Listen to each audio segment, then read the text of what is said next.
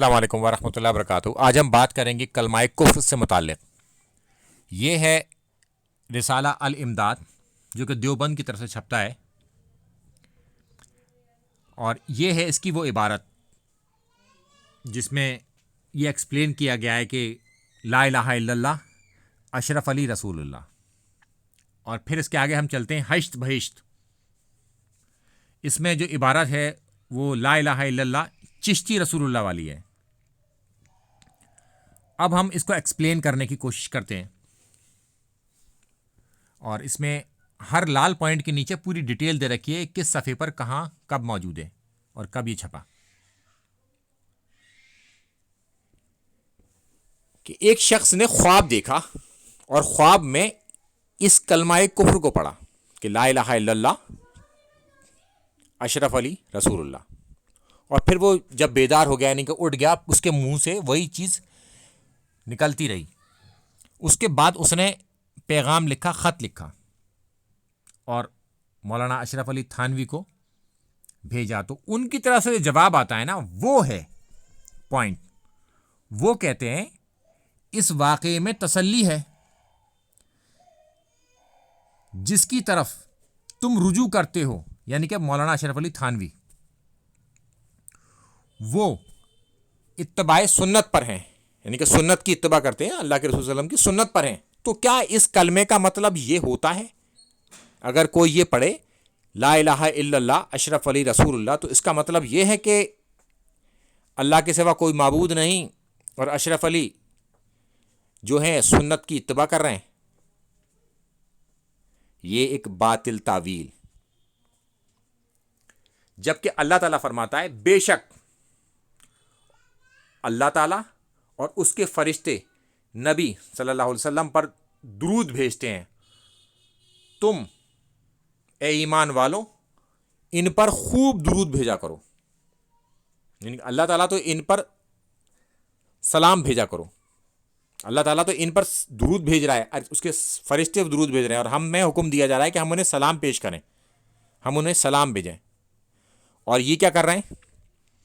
اپنے نام کے کلمے کو جسٹیفائی کرنے کی کوشش کر رہے ہیں، کیونکہ اب یہ معاملہ خواب کا نہیں ہے۔ مولانا اشرف علی تھانوی نے خواب نہیں دیکھا تھا، خواب تو ان کے شاگرد نے دیکھا تھا۔ اس نے بیداری میں اٹھ کے منہ سے یہ بات نکالی، اس کے باوجود جب انہوں نے جواب لکھا تو وہ جواب ہے خطرناک۔ اس معاملے میں کیسے تسلی ہو سکتی ہے؟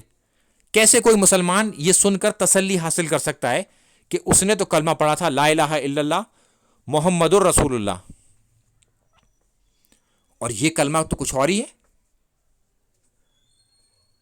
اب ہم چلتے ہیں دوسری عبارت پر، جو کہ عالم ہیں یعنی کہ بزرگ ہیں دیوبند اور بریلی دونوں کے۔ وہ اپنے شاگرد سے کہتے ہیں اس کا ٹیسٹ لینے کے لیے کہ میرے نام کا کلمہ پڑھ دو لا الہ الا اللہ چشتی رسول اللہ۔ اب جس کو بھی ٹیسٹ لینا ہے نا، وہ یہ والا ٹیسٹ لے گا۔ پھر بعد میں وہ اپنی اس بات سے رجوع کرتے ہیں کہ کلمہ تو وہی تھا۔ تو اس سے تو پورا معاملہ ہی خراب ہو گیا۔ اسلام کی بنیاد تو 5 چیزوں پر ہے، لا الہ الا اللہ محمد الرسول اللہ نمبر 1، نماز نمبر 2، زکوٰۃ نمبر 3، حج نمبر 4، اور رمضان کے روزے نمبر 5۔ آپ نے تو پہلا والا پلر ہی ہلا دیا۔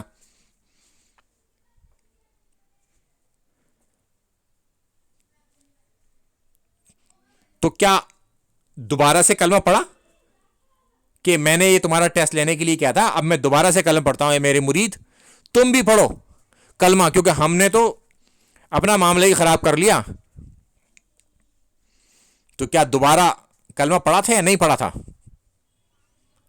جس کو بھی جو بات کرنی ہے ان کلموں کے اوپر ہی کرنی ہے، اپنے نام کن کلمے ہی پڑھانے ہیں، اسی کی ترغیب دلانی ہے۔ ایسے معاملے میں تسلی بھیج رہے ہیں کہ اس معاملے میں تسلی ہے صاحب، ترغیب دلا رہے ہیں اپنے مریدوں کو کہ تمہارا پیر جو ہے جس کی طرف تم رجوع کرے ہوئے ہو وہ سنت کی اتباع کر رہا ہے۔